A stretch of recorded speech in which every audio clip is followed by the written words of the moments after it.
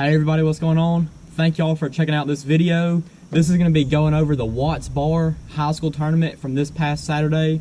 Austin and Sam fished it as a team. You know, I was their boat captain. They caught 4 keepers for 7.76 pounds. They finished up in 3rd place.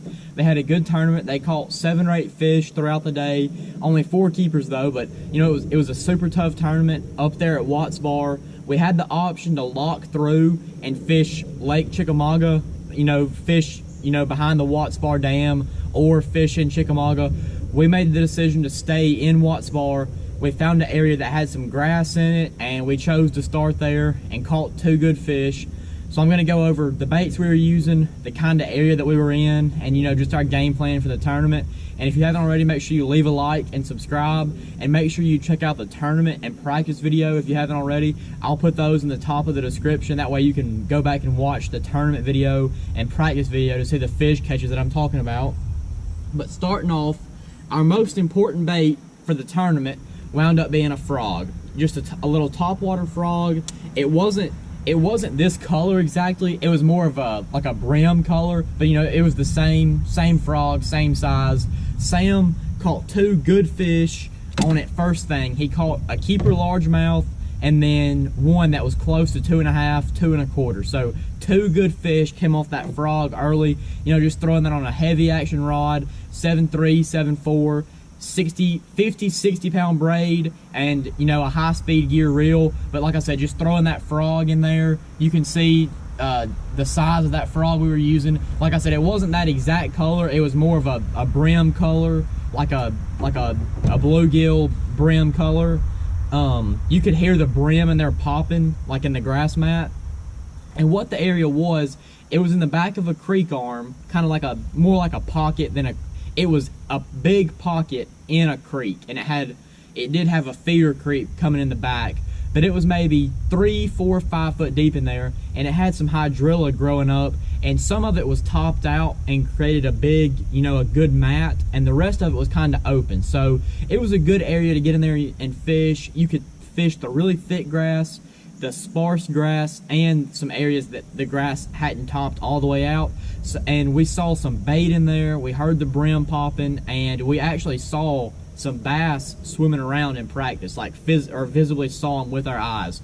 So that's why we made the decision to start there. But like I said, Sam caught 2 good fish, 2 keepers on the frog first thing in that grass, and he caught a short that it was like 12 inches long. It didn't measure. And then our second bait that did the work was, of course, just that white fluke style bait. I mean, you've seen it in my last videos this last month. That fluke has been a really key player for me. Obviously, I wasn't fishing this tournament, but it was a key player for Austin and Sam.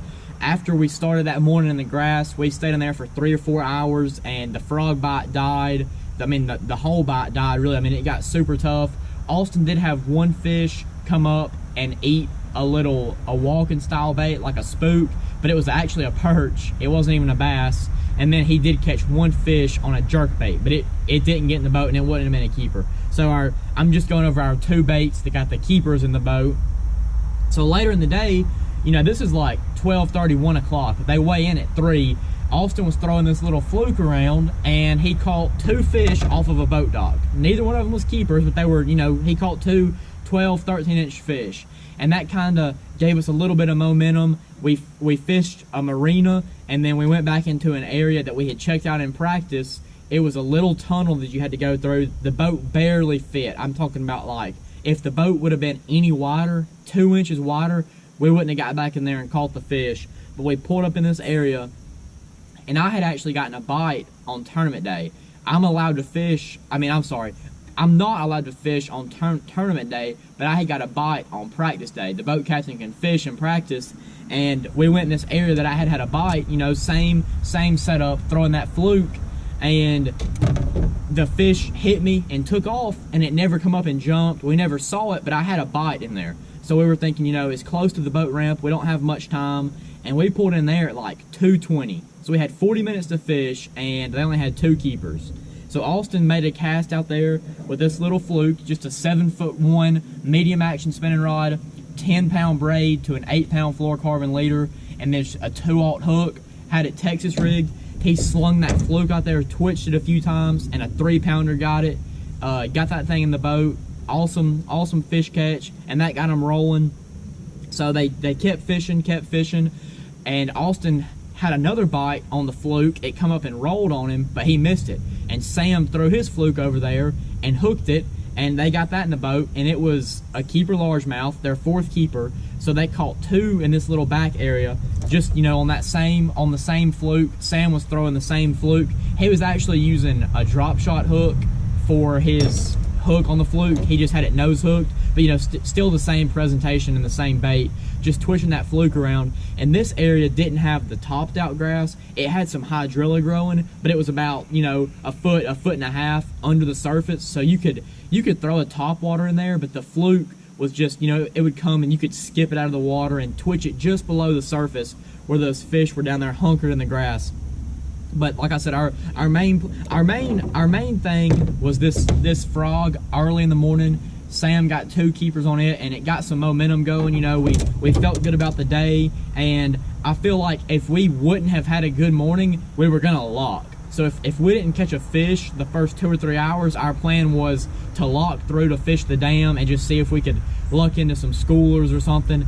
And luckily, we ended up catching 2 keepers, and that got us to stay in Watts Bar and finish out the day. And we pulled into an area right before weigh-in, and Austin caught one close to 3 pounds on that fluke, and then Sam caught our 4th keeper on it. They didn't have 5, they just had 4, but like I said, it was enough for them to wind up in 3rd place. But I mean, these 2 baits right here, I mean, they're staples in the fall, especially on the Tennessee River. A frog and a fluke, I mean, you can pretty much go to any lake in the south and just about get a bite on that. But especially on the Tennessee River, you have that grass out there, it starts to grow and get topped out. And so that was our 2 most important baits this Saturday. And like I said, Austin did have 1 fish come up and eat up top water, but it missed it. And then he had a fish come off on a jerkbait. But for our keepers in the tournament, it was that frog and that fluke. And like I said, they finished 3rd place, so congrats to them. I'm really proud of them. And if you haven't checked out that video, hit the link in the top of my description, and I'll have the practice video and the tournament video so you can see the exact fish catches that I'm talking about. And if you haven't already, make sure you leave a like and subscribe. And for my people that live in Alabama and Georgia, if you ever fish at Lake Wedowee, I'm doing a fundraiser tournament next Saturday, not the 8th and the 9th, but October the 16th. So October 16th at Lake Wedowee, 48 boat ramp. It's an open tournament.